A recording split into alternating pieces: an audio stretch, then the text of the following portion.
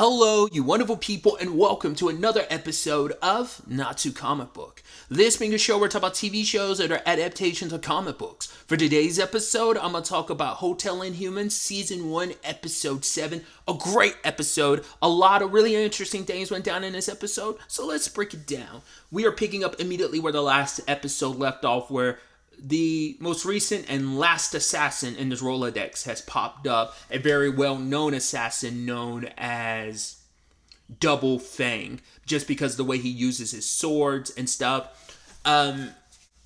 It's interesting because they're not keeping up with the pretenses anymore because they know how little time Ringo has left, as based on what Sarah was saying. And I guess it comes down to the thing is they are professional killers, and it's like, well, we know that our contract is to kill her. If she just dies on her own, then it's all moot. They are professional enough. We're not just going to let her die and then pretend like we could. It's like, no, they are professionals, and they have their kind of almost code in a way. So it's like, if we don't kill her, then it's kind of a moot. So Sarah decides to hold off Double Fang while Ikuro goes and finishes miso soup, because he got a hint in that moment. And so Ikuro, while Sarah's fighting Double Fang, which she even says she's like, I think I have I didn't even get it until the ending of the episode. I just thought about that bit, and I was like, oh, he's like, what do you think your chances are winning? And she's like, very little. And I was like, okay.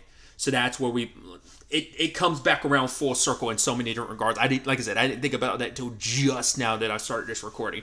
Either way, she goes and faces off against him, because he's even saying he's always thought about staying here, but obviously he's here, not here as a guest and check in. He's here as a killer to end this. And so he goes up against Sarah, and she handles her own, even though he is very skilled, and she does have the home field advantage, because obviously she's very fast and she can use the hotel to her advantage, swinging on one of the lamps or lights in the hallway. But the problem is she's also protecting Ringo. And in that moment, Ringo's like, I'm sorry for this. She's like, there's nothing to apologize for. Are you okay? And in those moments, she's like, you're just like my master.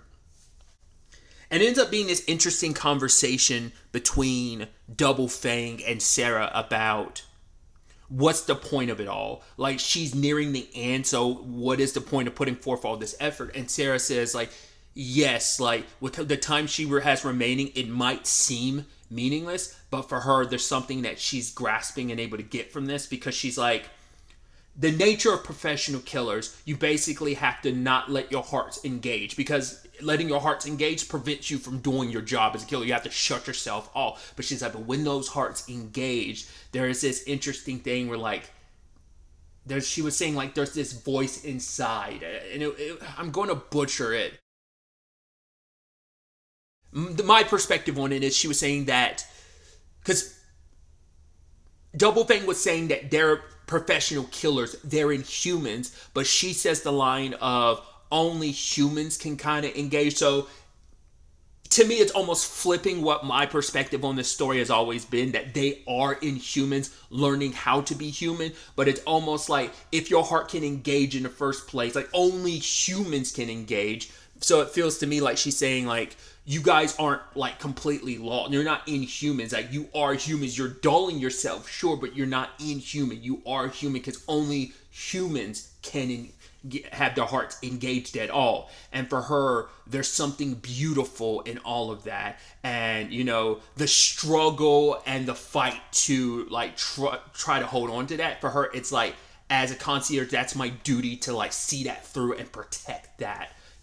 And that's what she wants to view. And in that moment, she took down Double Fang, grabbed his blade before it could reach Ringo, has her own knife, uses that to kind of blind his other eye, and then strikes. But she doesn't kill him, and he's like, right, I couldn't finish the job, so he's like, you as a victor have the right to finish me. But she puts away her blade. It's and he's like, well, I'd like to come here as a client next time. And he's like, I'll even bring my cat. And she's like, we would gladly accept you.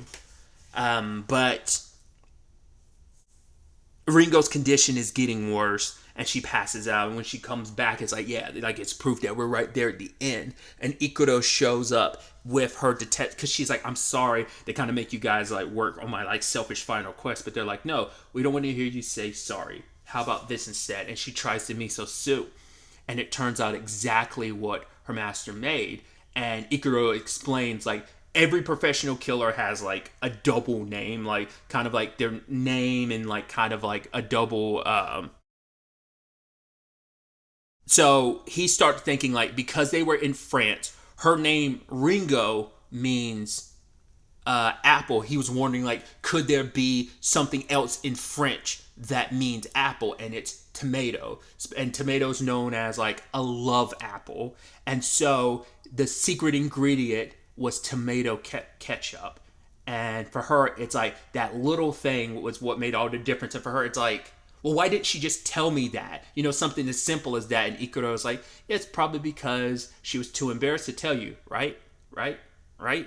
And then she kind of gets a little bashful and tells him to come closer. And he covers his cheeks, and she like punches him a couple times in the stomach. It's really beautiful. She even held on to Sarah's hair because she wanted to, you know, it was almost like touching her master like one more time. So I thought that it was so beautiful, and she's very thankful for both of them in that regard, for like fulfilling this final request of hers. Then we cut to, you know, sadly her dying, and part of her final request was Ikuro and Sarah to bring flowers to the graves, because we finally find out what she spent the money she stole from the organization she was working for last, what she spent it on. And I would have never guessed that, but it makes so much sense. And once again, it's a beautiful sentiment. Basically, she moved her master's grave. She had a grave plot for both her and her master. Had her master's grave moved and a grave set up for herself, so they both could be together in death.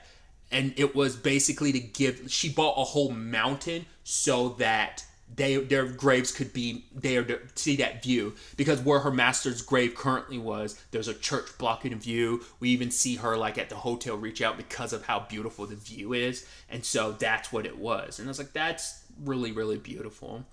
And then there's the moment where, you know, Ikuro asked the question of, do you think, you know, with her condition being what it was, could she actually taste it tasting like her master's soup? Because who knows, like her taste buds could have been dulled in that last moment. It could have been her brain, like her trying to like so hard to like, I want to taste my master's soup so much that my brain is convincing me this is it, that it's right.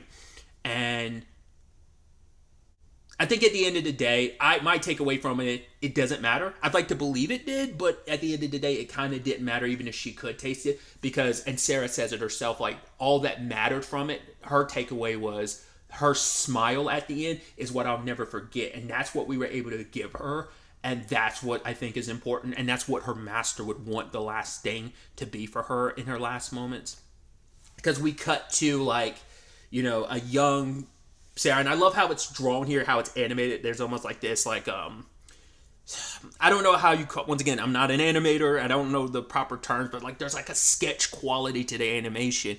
And it's, her at a young age running towards her master in their cabin, and her master's at the doorway waiting for her. And we catch a little bit more of her like growing older and being trained, so on and so forth. And all this time she's spending with her master, and her master's request to her is like for one day for her to kill her, because that was like the final push. Like, if you're able to kill me, it's like, I want you to remember this feeling, because this is what you have to do to kind of dull, like you have to get used to this, like remember this feeling. This is what you kind of have to push aside if you want to do, like, this is what I'm teaching you, and the final lesson is killing me. And I figured that had to be the case of how her master died, because I was like, we still hadn't seen how her master died, so I was like, I figured it, because that was the whole point of like, you have to be able to kill me.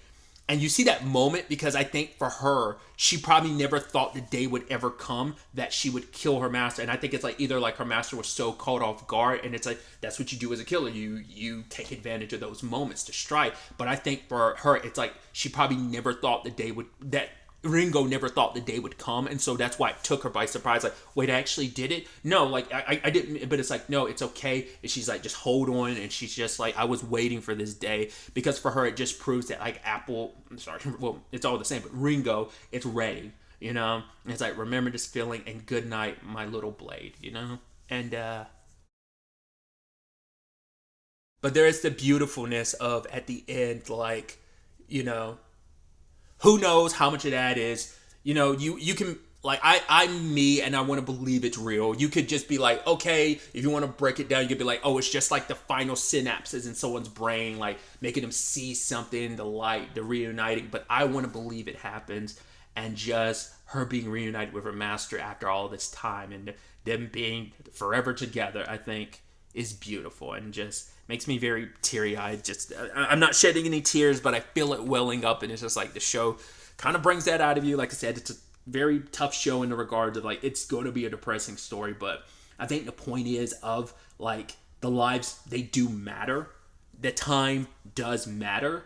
That it is all worth it, and it is beautiful in its own regard. Even the tragedies, there are these silver linings. There are these things that matter because, once again, because of the choices these people have made, it leaves a lasting impression. And whether it's like Ikuro and Sarah and those who've interacted, like, and you remember that, because there's an element, you could also say, like, her master's recipe got passed on to Ringo, and Ringo kind of inadvertently passed it on to Sarah and Ikuro. So there's something beautiful about that, especially with the end of the episode being what it was. And it's just like, I love how we start at the end of it and rewind of her being like, all right, it's Sarah preparing the miso soup. And obviously it's like, oh, you're very kind, Ikuro. He left like the step-by-step ingredients.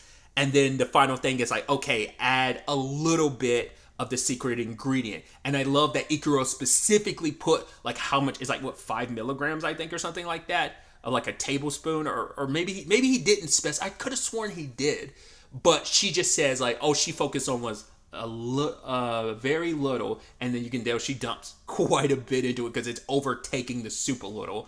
But that's why I was bringing up earlier that I didn't think about it, because I had that in mind before I started recording, but it wasn't until I started talking and her being like, when he was like, oh, what are your chances? She's like, very little, because, like, bringing that back to last episode where it's like the specificity is just like very little is such a broad word. And so for, like, her, it's kind of like her being cheeky with him in both fronts. Because I'm sure she's going to give that to Ikuro to taste, and all he's going to be able to taste is the ketchup, probably, because it's going to overpower the rest of the soup. But and you can tell, like, she does it with a smile while she's dumping on. Like, she didn't dump in a lot, but it was quite a bit more than she's supposed to. It's supposed to be, like, the smallest drop, and she basically put, like, a decently hefty dollop in there. So I just thought that was a beautiful way, I think, to end the episode. With that being kind of the post-credit scene. So I just thought that was just kind of nice. And like I said, it all kind of coming full circle, just connecting to last episode in that capacity, but also just the bringing that from the beginning of this episode full circle too. So I just thought that was nice. So I am curious to see if we do see Double Fang as a future client at the Hotel Inhuman in the future, so.